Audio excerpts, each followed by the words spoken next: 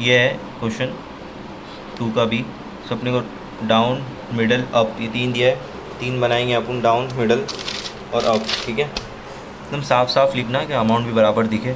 Raw material introduce दिया हुआ है 20,000 मल्टीप्लाई बाय 4, तो बेसिक मटेरियल दिया है 20,000, और यहाँ पे अपने को क्या दिया है, पर यूनिट का भाव दे दिया है। इससे पहले जो सम था ना उसमें अपने को अमाउंट दिया होता था, अमाउंट अपने यहाँ लिखे थे, अमाउंट को डिवाइड करते यूनिट से, बट अपने को यहाँ पर एक रेट दिया है, तो 20,000 मल्टीप्लाई बाय 24, तो अपने को मिल जाएगा अमाउंट। ठीक है, ये मिल गया। उसके बाद अपने को labour charges, sundry material, factory overhead, ये तीनों जो चार्जेस है, ये तीनों चार्जेस अपन यहाँ पे रख देंगे।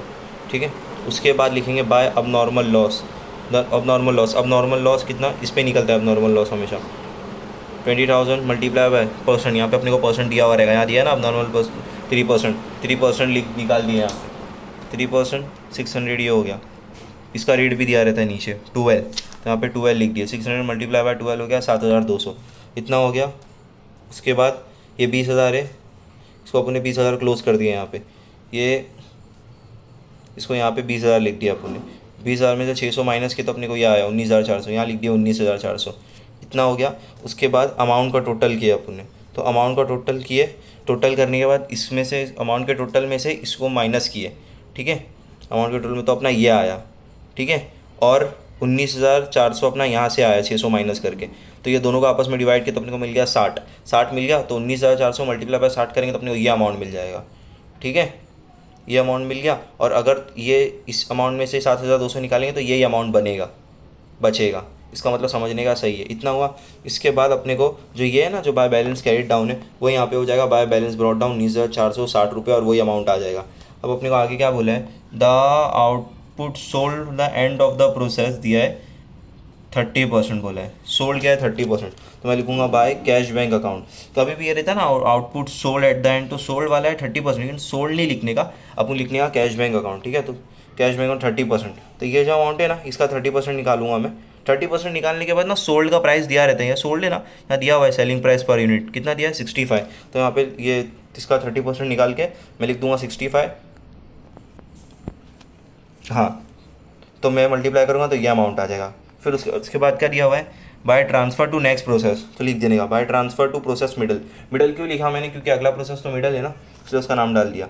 इसका कितना निकालने का है, 70% निकालना है बोला है, तो इस अमाउंट का जो अपने ब्रॉड डाउन किया ना, इसका 70% निकालेंगे, 70% यहाँ आ जाएगा।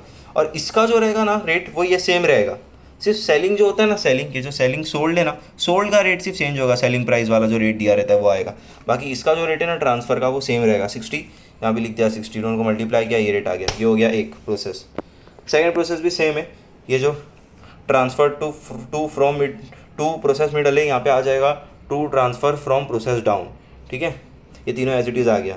फिर क्या लिखे, बेसिक मटेरियल का अपने को दिया हुआ है 4,420, अपने को रेट भी दिया हुआ है कितना 28, तो 28 लिख दिए, मल्टीप्लाई किया, अपने को ये अमाउंट मिल गया। ये तीनों चीज़ दिया हुआ है अपने को, labour charges, sundry charges, factory charges, ये तीनों फैक्ट्री क्या है वो फैक्ट्री ओवरहेड, हाँ, ये तीनों चार्जेस दिया हुआ है अपने को। उसके बाद अपन लिखेंगे बाय नॉर्मल लॉस और दोनों को ऐड करेंगे, ये दोनों यूनिट को ऐड करेंगे, एक यूनिट पे मत लेना, यहाँ पे एक यूनिट पे ले, क्योंकि एक ही यूनिट था, दोनों यूनिट को ऐड करेंगे। उसके बाद मल्टीप्लाई बाय 5%, 5% कितना दिया है, यहाँ पे दिया हुआ है नॉर्मल लॉस 5%, 5% निकाले 900 आया, 900 आया, इसका रेट भी दिया हुआ है 15 रुपया, तो 15 रुपये दिया, 900 मल्टीप्लाई बाय 15, तो अपने को मिल गया 13,500। ठीक है, इतना हो गया। फिर ये दोनों को ऐड करके यहाँ पे क्लोज कर देंगे, ये लिख दिए। फिर ये दोनों, इसको ये आया नहीं अभी तक, हाँ, फिर इसको 18,000 यहाँ भी लिख देंगे, 18,000 यहाँ भी लिख देंगे। फिर 18,000 में से 900 माइनस होएगा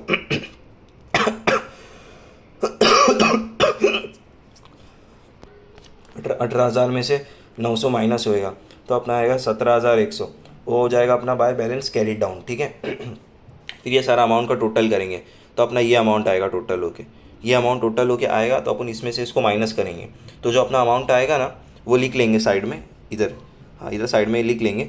फिर ये जो 13,580 है ना, उसमें से ये जाएगा 900 रुपया, तो फिर अपना आएगा 13, तो अपना ये अमाउंट आएगा ये अमाउंट थोड़ा देख लेना, मैंने सही से नहीं किया है, हाँ, तो फिर इसको डिवाइड करेंगे, तो अपने को ये रेट मिल जाएगा, ये रेट मिल गया 84, तो ये और ये आपस में मल्टीप्लाई होंगे तो अपने को ये अमाउंट आ जाएगा। फिर ये दोनों को ऐड करेंगे तो ये अमाउंट ये बन जाएगा, दोनों को ऐड करेंगे तो, या फिर इसका बैलेंस जो बीच का डिफरेंस है ना, वो ये अमाउंट होता है।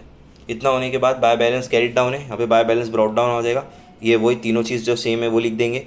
फिर देखेंगे by selling at the end कितना दिया 30 था, यहाँ 40% है, मिडल का 40% है, तो लिखेंगे बाय कैश एंड बैंक 40%, तो इस अमाउंट का 40% निकालेंगे। और सेलिंग का रेट दिया रहता है, मैंने बोला 88 रेट दिया हुआ है, यहाँ पे लिख दिया 88, दोनों को मल्टीप्लाई किया, ये अमाउंट आ गया। फिर by transfer to process down, तो लिखा है ना by transfer to next process 60% बोला है, नेक्स्ट प्रोसेस डाउन है ना, इसलिए अपन डाउन का नाम लिखे, ठीक है। फिर ये 60% यहाँ आ गया 84, भाव 84 ही दिया हुआ रहता है क्योंकि ये 84 है, लिख दोनों को मल्टीप्लाई किया, ये अमाउंट आ गया, ठीक है। अब इसके बाद ऊपर में मैंने एक चीज़ बताना भूल गया मैं, क्या जब नीचे बता देता हूँ पहले वो चीज़, हाँ। तो ये दोनों जो अमाउंट आया ना, ये दोनों अमाउंट को ऐड करेंगे और ये अमाउंट को ऐड करेंगे, देखेंगे कौन सा ज़्यादा हो रहा है।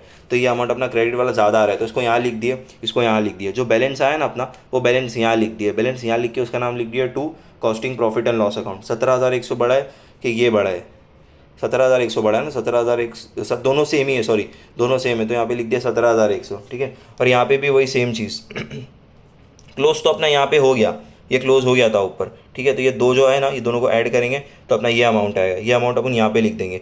ये अमाउंट यहाँ पे लिखने के बाद इसमें से इसको माइनस करेंगे तो अपने को बचेगा 29,100, वो हो जाएगा 2 costing profit and loss account. तीसरा भी सेम है, पूरा एज इट इज़ करना है ट्रांसफ़र, बट ये सब ये सारी चीज़ तो पता है कैसे करते, मैं इधर से बता देता हूँ। बाय बैलेंस कैरिड डाउन, ये तीनों चीज़ यहाँ पे आ जाएगी, बाय बैलेंस कैरिड डाउन, ठीक है।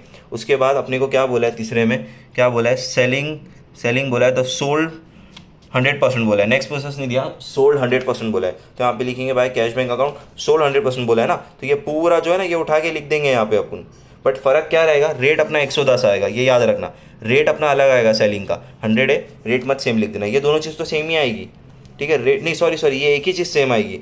13,020 यहाँ पे आएगा, मल्टीप्लाई बाय 110 से होगा क्योंकि 110 का रेट दिया हुआ है अपने को, मल्टीप्लाई करेंगे तो ये अमाउंट आएगा। ये अमाउंट हैवी है तो उसको लिख दिए, ये अमाउंट में से इसको माइनस किए तो अपने को मिल गया 39,060, ठीक है। तो ये अपना क्या हो गया 2 कॉस्टिंग PNL, और ये जो यूनिट का जो है वो एज इट इज़ आ जाएगा, ये यूनिट इसमें एज इट इज़ आ जाएगा।